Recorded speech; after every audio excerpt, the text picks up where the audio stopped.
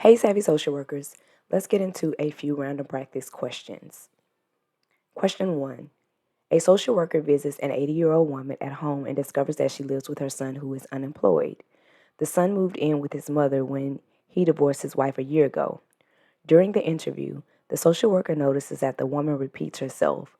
The son says she forgets things a lot, and this irritates him because he has other things to worry about.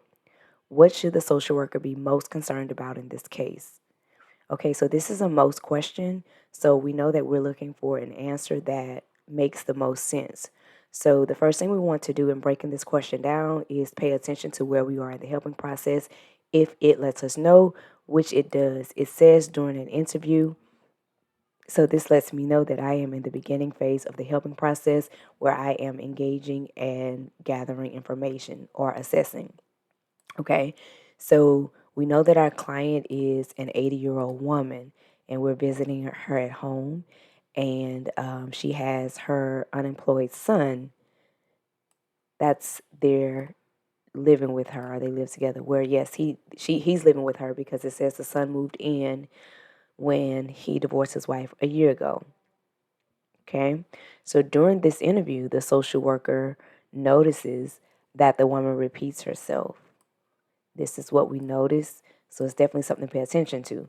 And then the son says she forgets things a lot, and this irritates him because he has other things to worry about. This sounds like a problem. Okay? This statement made by the son sounds like a problem.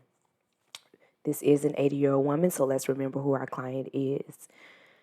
Okay, so what should the social worker be most concerned with?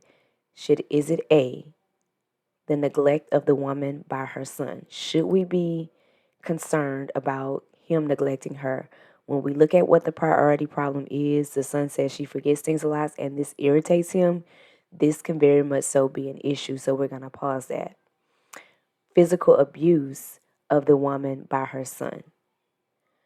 This could also be something that we will want to be concerned about. However, we will want to or need to see physical evidence to assume that or suspect that. So, but we'll pause it just in case. C, sundowning and wandering by the woman. So it does says that the woman repeats herself. This does not give any indication too much into the sundowning or wandering. We don't have enough information about the woman's cognitive status to judge whether this is a concern or not. And then the priority focus is on the son's circumstances, their relationship, and his behavior based off of the comment that he made. So for that reason, I am going to scratch C.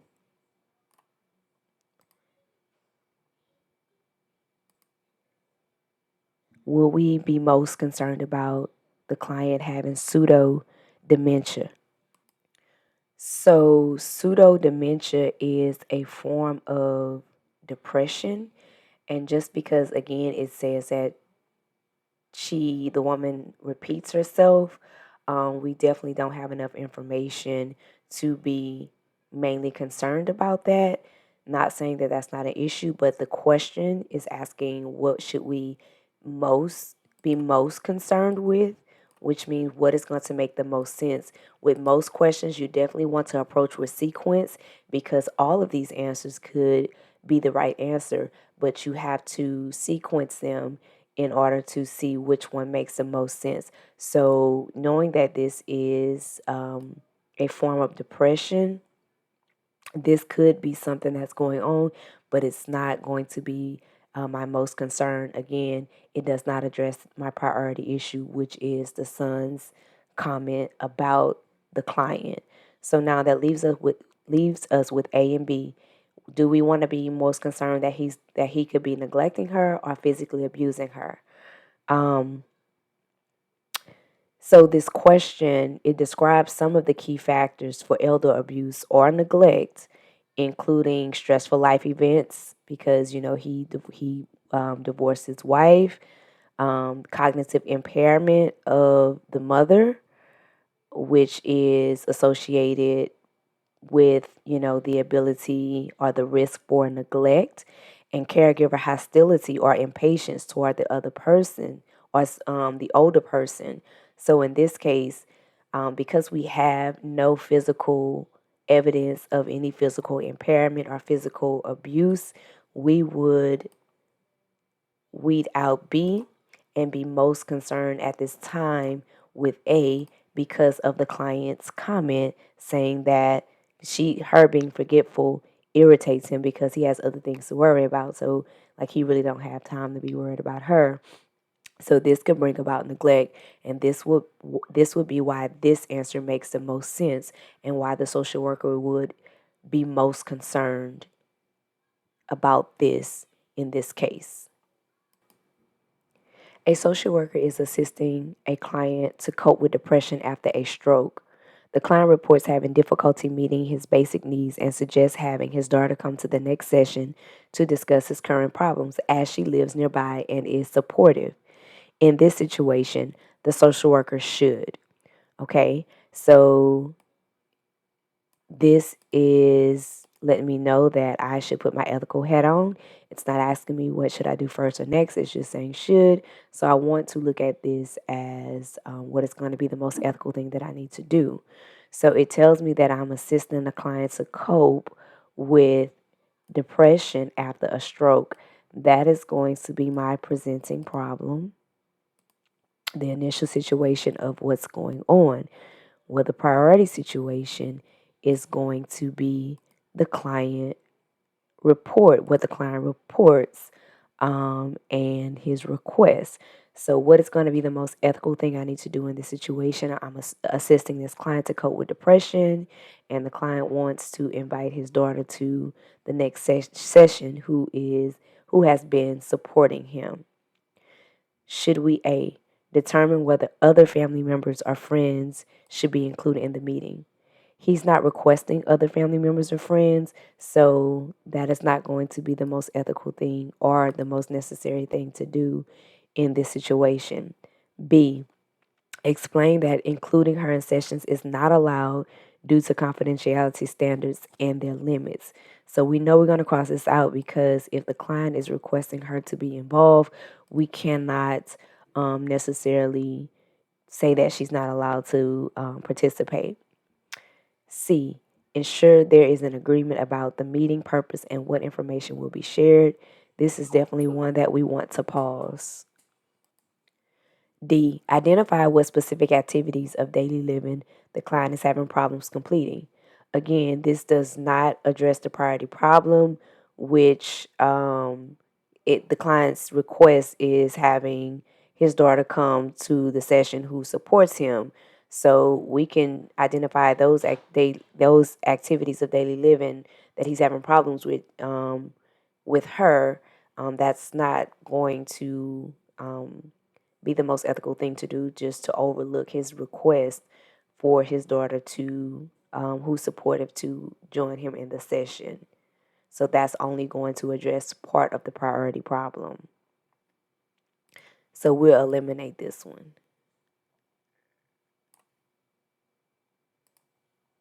Now, that leaves us with C, ensure that there is an agreement about the meeting purpose and what information will be shared. Confidentiality is a client's right, so the social worker can share information with others when requested by the client. It is allowed and appropriate to discuss client information with collaterals as long as the social worker ensures that sharing is done at the client's wishes and there is a clear understanding about what will be addressed. So, for that reason,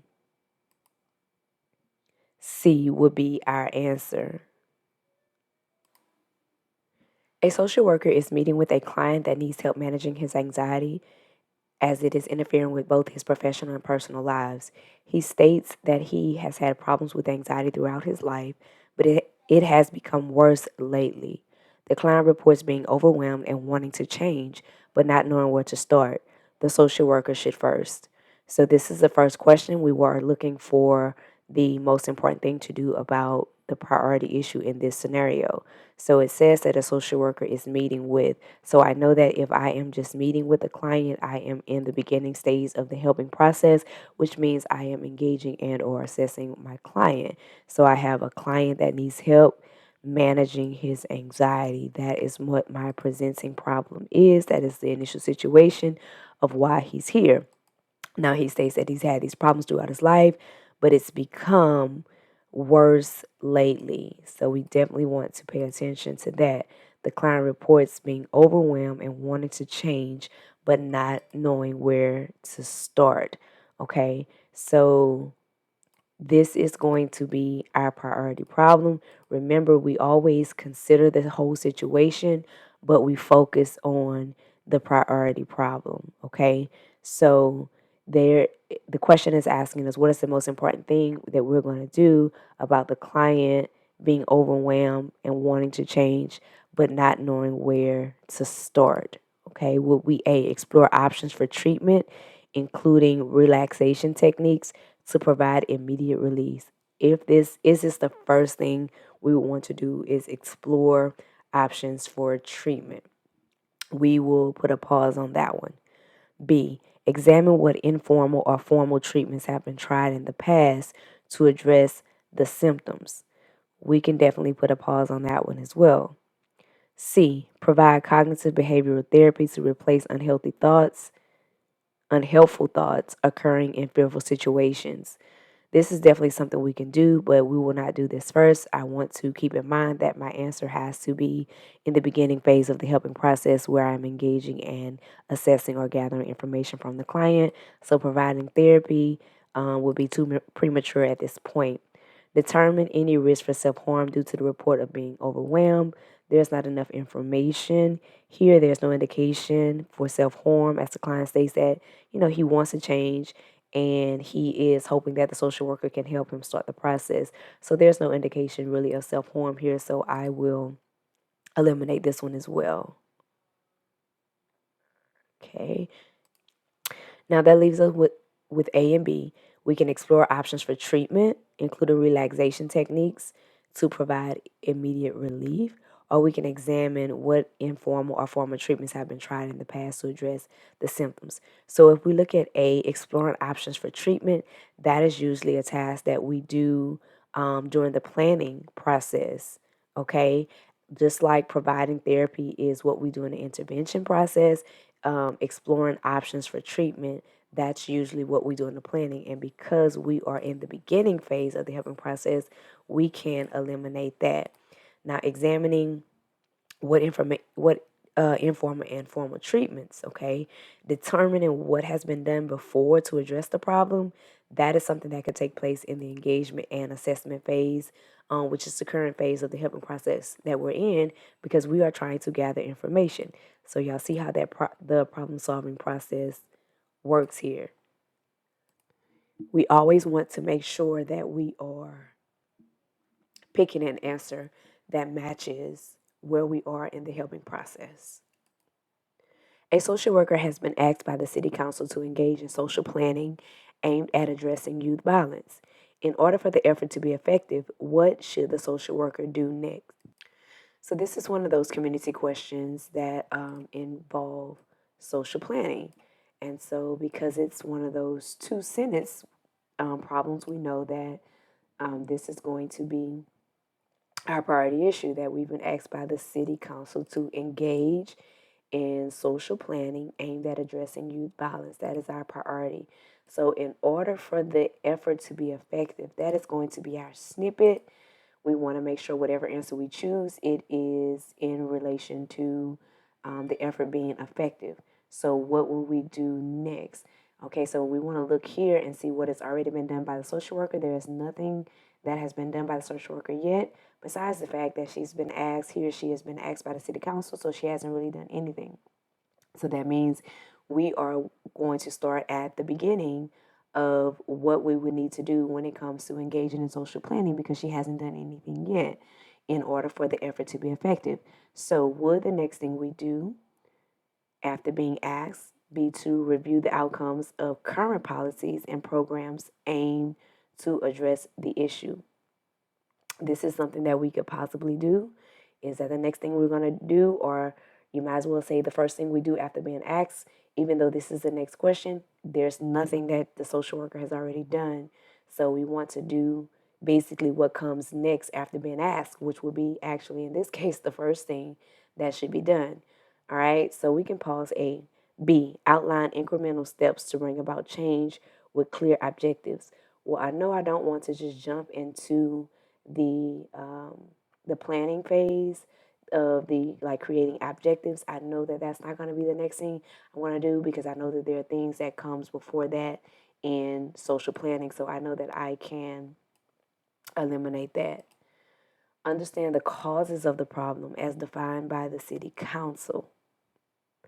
Okay, so this is also something that we would definitely need to do. We would need to understand what is causing the problem. Is that going to be the next thing that we do? Let's pause it and see what D is saying. D, ensure that members of the community are decision makers in the process. So I know that this is very important in social planning. So now I'm going to go back up and I'm going to pay attention to the snippet where it says, in order for the effort to be effective.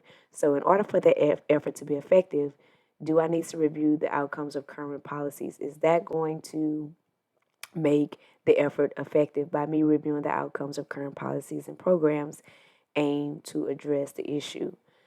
Um, Not directly. So we can eliminate that, because that is not going to directly make my effort be effective. That is just going to provide me with some background information on the current policies and programs.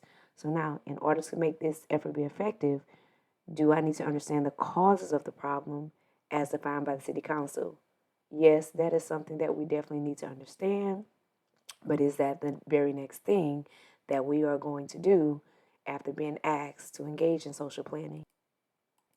Or will it be D, ensure that the members of the community are decision makers in the process? Will this help the effort to be effective? So I know D would definitely make the effort be effective if we ensure that the community members are decision makers in the process.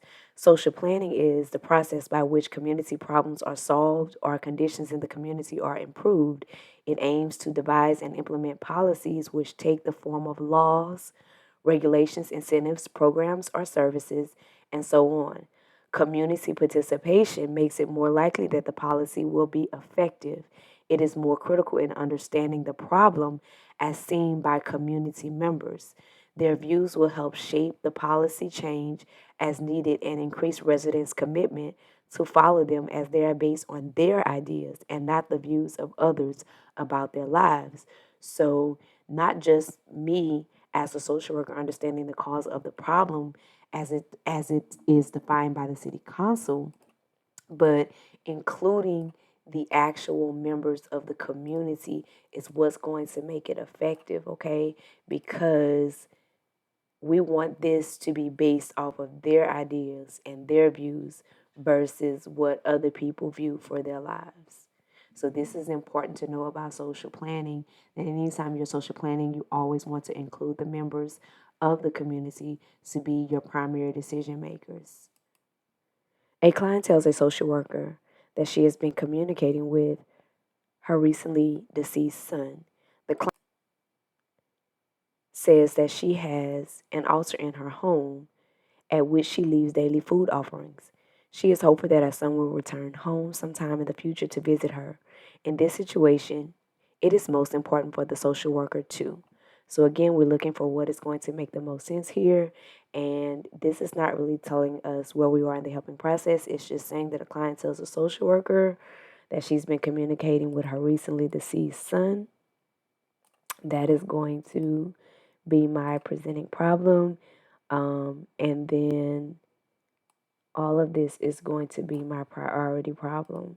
So the question is asking, what is it most important for the social worker to do? Okay. Is that going to be A, based off of this priority problem that the client has an altar in her home and she's hopeful that her son will return home soon? Okay. So heavy on this part. Is it going to be most important for the social worker to determine if the client is at risk for self-harm?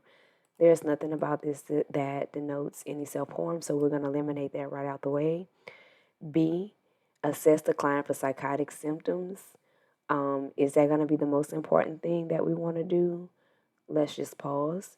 C, understand the morning rituals of the client's culture. This is also one we want to pause on. D, identify coping strategies which can assist the client in dealing with her loss. Okay, so the most important thing, um, identifying coping strategies may not be the most important thing. I can tell you when we have a most question, I always look at them and this is where I want to be sequential, even though I think all of these make sense of things that we could do. We have to see what is most important. Do we want to assess her for psychotic symptoms? Or do we want to understand her culture? Okay, so out of these two, I would definitely say the most important thing would be to understand her culture before we place, do the psychotic symptoms, try to assess her, or say that she's, crazy or something like that. So definitely don't want to do that. So I would say C, that is most important. So then out of D and B, identify coping strategies or assess for psychotic symptoms, I would say that maybe B would be a little bit more important, just making sure, doing a mental status exam, those things. So for that reason, I would eliminate D because I found an answer that is or more important than D. So now it's between assessing her for psychotic symptoms or understanding her culture. This could very well be a part of her culture. Each culture has its own traditions, rituals, and ways of expressing grief and mourning. The client's behaviors may be psychotic, placing her at risk for possible self-harm or something. But it may also be typical, given the client's cultural practices and religious beliefs, that this is normal. So in order to best understand her actions, the social worker must ask the client about her mourning rituals. So let's see if this is a part of her culture. That's going to be most important before we just go to assessing her for psychotic symptoms, because it's not psychotic if it's a part of her culture. So for that reason, C would be most important and less judgmental. All right, next question. A hospital social worker is asked by her supervisor to serve on a task group with representatives from all departments. A decision is proposed which the social worker feels will limit the self-determination of clients. There's a strong support for the decision, so it will easily get the votes needed for approval. In this situation, the social worker should. Okay, so again, seems like we have a dilemma here, and usually when there's a dilemma, that means I need to put on my ethical hat.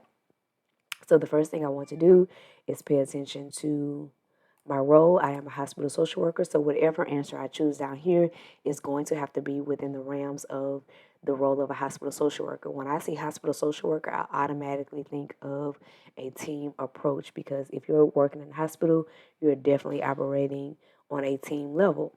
So this social worker is asked by his supervisor to serve on a task group with representatives from all departments. This is going to be our presenting issue or our initial situation. So a decision is proposed which the social worker feels will limit the self-determination of clients. There is a strong support for the decision, so it will easily get the votes needed for approval. So the problem here is this, and this is a good example of when people tell me that the priority issue, that they've been taught that the priority issue is always the last sentence.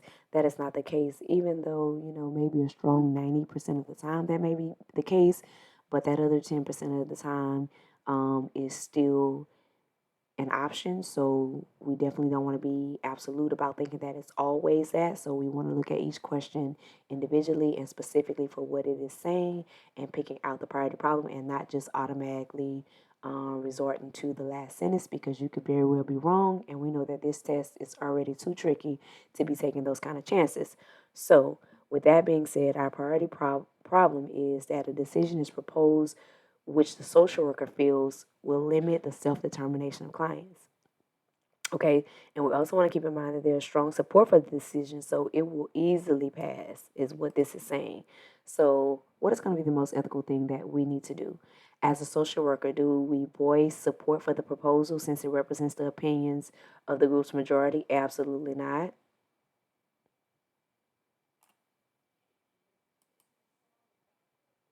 We definitely want to. This is called groupthink, and whenever we are in interdisciplinary collaboration, we should never adopt groupthink, ignoring our own values and beliefs. So this social worker feels that it's going to limit the self-determination of clients. No, we're not going to go with the majority. So would we be the most ethical thing be to refrain from voting to signify some concern over the proposed action? Well, we definitely don't want to refrain from voting because now our voice doesn't count, doesn't matter. So it doesn't matter which way we vote. We definitely want our voice to count, or our voice to be heard and our vote to count either way. So we definitely do not want to refrain from voting. So should he speak to a supervisor about the objections to the group decision? Okay, so how is that going to address, the overall issue that the social worker feels that is limiting the self-determination of clients? Speaking to a supervisor about his objectives, how is that going to address anything here? It's not. It's not going to address or affect anything. You can speak to your supervisor about it, but the issue is that you feel as a social worker, and I'm saying you because I always, tell my colleagues to put themselves live in the situation. So you're feeling that this is going to limit the self-determination of clients. And D, vote against the proposition after explaining the reason for the concern. Absolutely, D is what we're going to do. Supporting a proposal or not speaking out against an action that may be detrimental or does not respect the rights of clients is wrong. So as a social worker, it is going to be most ethical for you to vote against it and let them know why you're voting against it. Does that mean the situation is going to change or whatever? Doesn't necessarily mean that, but ethically, staying true to your ethical values is what's going to be most important in this situation. So, just want to make sure that you are staying ethical in these types of situations. Now, um, I do want to say, and I do want to mention, I do want to feel the need because I seen a comment in one of the videos, and it was only one comment, but I do want to address it, that just like it says on all of my videos, if you read the fine print and the disclaimer, that I don't claim to write any of these questions. I don't claim ownership of any of these questions. I get questions online from various resources. I pay for questions. You guys send me questions. I get questions from books that I have and all of that. I just provide an avenue to teach you how to answer the questions. So yes, some of these questions will be questions that you have seen before or questions from other places.